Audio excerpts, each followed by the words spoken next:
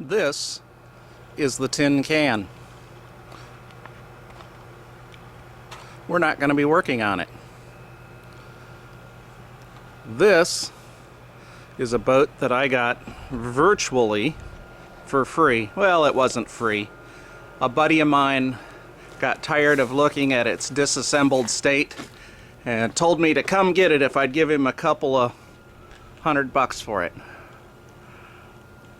And to be honest, even at that, I really didn't want it.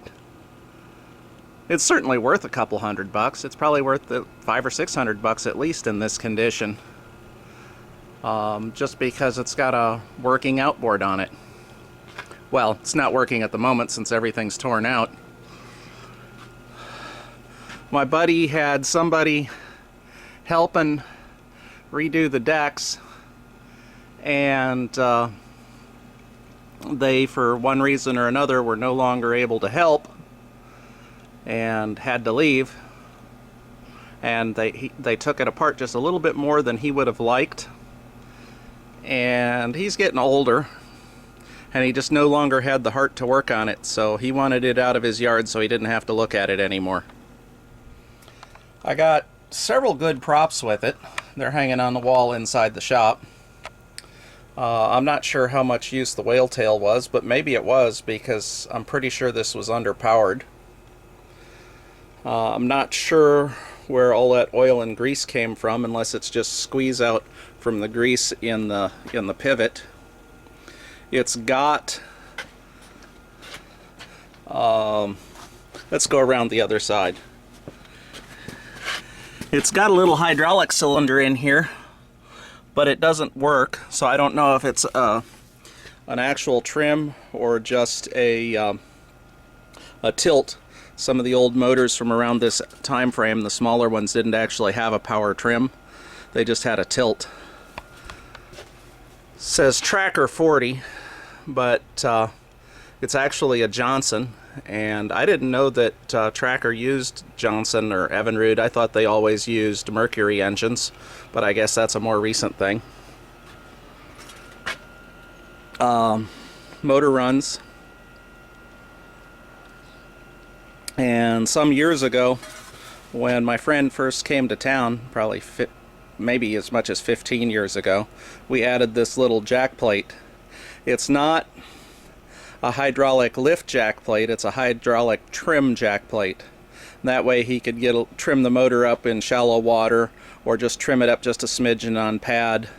Although I'm not sure that on pad was really useful, because it's only a 40 and this is a 17-foot boat. See right here it says Super 17 Pro. We actually measured it and it's right at 17 feet. The redecking is not a big deal.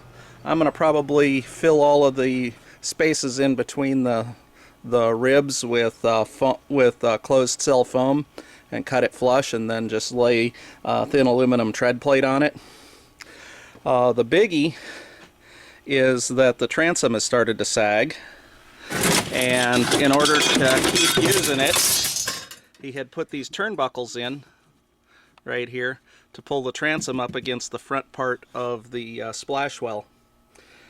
It's an all riveted boat, so I'll have to drill out all the rivets, and like this one and these, in order to take the back end apart enough to replace that.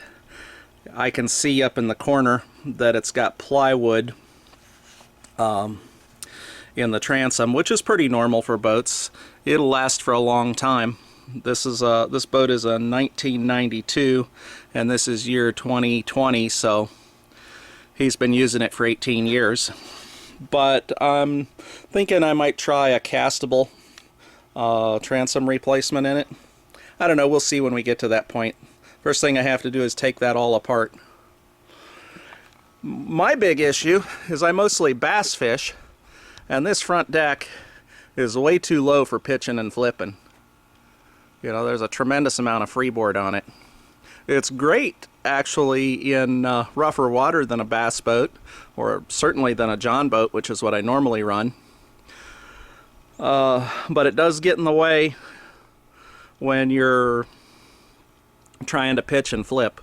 I'd be banging into the side of the boat constantly, so I'm going to probably try and raise that front casting deck up, or that front deck up, at least 10 or 12 inches, so it's similar to the one over here on my John boat.